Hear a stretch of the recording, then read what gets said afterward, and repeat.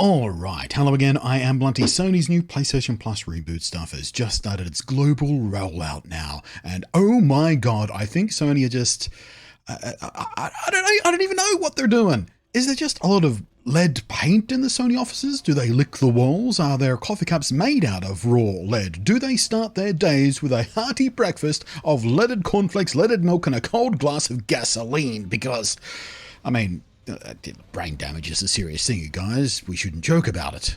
But now that we're seeing the PS Plus reboot service start its regionally staged rollout, within which Australia is still a month out, by the way, and a couple of weeks out from seeing its customers stub their toes on it in the Northern Hemisphere Western countries, in some Asian regions, though, like Hong Kong and Taiwan, where immediately after its launch there yesterday, PlayStation gamers have rapidly become apoplectic about one thing and just kind of table flipping in frustration and disbelief at another thing.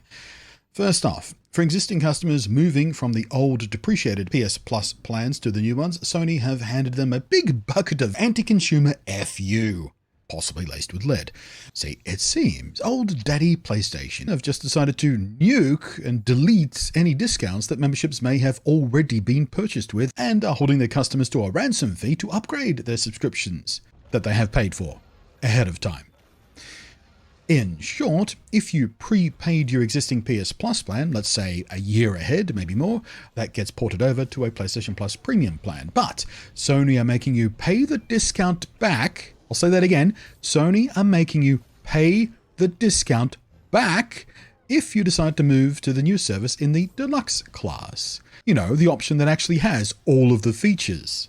So you pay the price difference from the basic plan to the deluxe plan and retroactively pay back all of the discounted price you've accrued on the old plan along the way. The only way it seems you get to keep your discounted prepaid membership time is to just not update your plan to the feature-rich one. It's like Sony don't want existing customers to upgrade their plans to the best version of their new plans. It's ludicrous. It's so consumer hostile. I shouldn't be surprised it's coming out of Sony, because Sony are notorious for being consumer hostile. But this is ridiculous. Just absurd. I found one guy on a Reddit thread about this who had, for some reason, I guess he just really likes PlayStation, stacked up and prepaid more than 7 years worth of PS Plus. And when he went to upgrade his plan, he saw the price that Sony were expecting him to pay to upgrade his plan, and it works out cheaper for him to nuke his old account entirely, abandon his 7 years of prepaid service, just to throw it in the bin, and just start a brand new PlayStation user account and buy a new PS Plus Deluxe service as a new user instead of upgrading his existing one. To make it worse, there's a lot of confusion still rolling on about just how the math is working out here. Some people are even claiming the price that Sony themselves are showing customers in the interface as they try and upgrade, that it's some sort of weird bug. And actually, it's slightly cheaper because it's month to month and not all at once. And oh, for fuck's sake, why can't this stupid shit just be simple, Sony? It's so easy. It's so easy. Just make it simple. I'm betting Sony will adjust this before launching in the West, just to avoid the media, not even shit storms, it's a shit tornado, shit apocalypse. But then again, it is Sony, so who the hell knows with these corporate monsters and their notoriously consumer hostile attitudes. Now, somewhat less dramatic, but just as stupid and just as myopically short-sighted, and yes, I know that's recursive, turns out some of the PS1 classic games on the new service for PS5 and PS4 look to be the PAL 50Hz versions.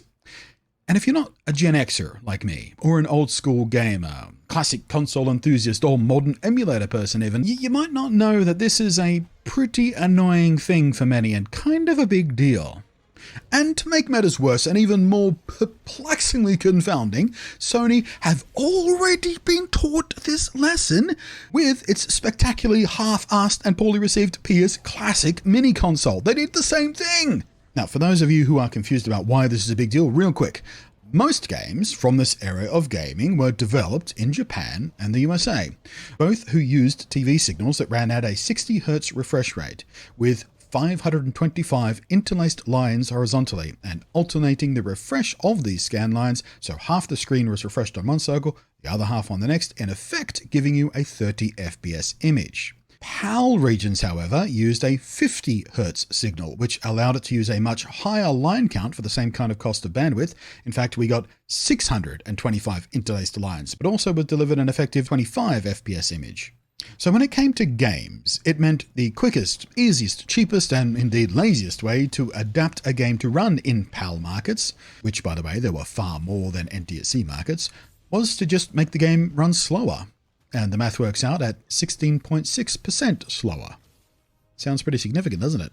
The game ran a bit slower. The animations ran a bit slower. Everything ran a bit slower. Even the music played slower. In addition to the performance issues, a lot of them were also either slightly stretched out vertically or had small letterbox borders top and bottom to make up for the 100-line resolution difference between PAL and NTSC. So in addition to not running at full speed, they also kind of often looked a bit weird on PAL. Now, a lot of us back then had little idea, if any, about this in a pre-modern internet world. So while it is what we were used to, it's what we got, so we didn't know any different, it is indeed not how the games were intended to run, not how they were designed to run. So a lot of the more dedicated classic games enthusiasts out there, even those in PAL countries like mine, will in fact seek out the NTSC versions of the games to be able to play them as they were made to be played. These days, of course, our TVs and monitors work very, very differently to those old CRT TVs and will happily play all kinds of refresh rates and frame rates and signal sources without any issues whatsoever.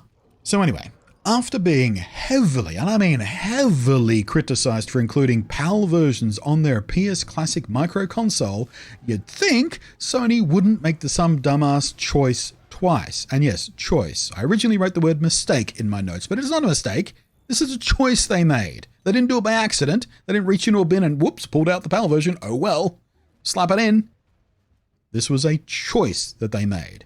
And to make matters even more annoying and dumber, it seemed like it's a complete lottery on the service. Some games, like Ape Escape here, one of the first posts to point out this issue, is PAL, while others, like Tekken 2, are clearly using the more desirable NTSC 60Hz version. So on first blush, it seems like you'd never know if one of your classic favorites will appear on the service in a crippled slowdown state running at 25 FPS or not.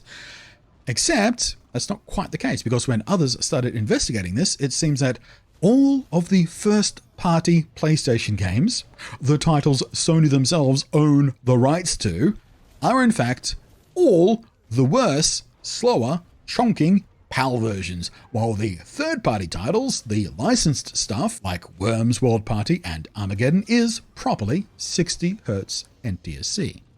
And if you're wondering, yes, Taiwan was a native 60Hz NTSC region, so the PAL versions on the service are not accounting for a regional PAL expectation, and we should expect the same thing in the other markets as well. It's just a clown show. And there's very little time for Sony to address these issues. It's a regionally staged rollout. Australia will get it in about a month. There's a couple of weeks until most of the other Western countries get it, USA and I think also the UK and a lot of Europe and stuff. But yeah, Sony have very little time to address these issues. The subscription discount gouging is one thing. They might be able to fix that if they choose to. And, you know, it's Sony, so yeah. But this PAL NTSC stuff, no, this won't be fixed in time. This is a whole licensing thing with the ROMs and the emulators and testing and things like that. They made their choice, and this is what the rest of the world is going to get, I bet you. So how are you feeling about this, guys? Because yeah, I think it's just a circus. It's 7 circuses worth of clowns. It's 17 clowns worth, circuses worth of. It's stupid. It's real dumb. It's classic Sony. Thanks for watching. Thanks for the patrons. I am Blunty. We'll catch you next time.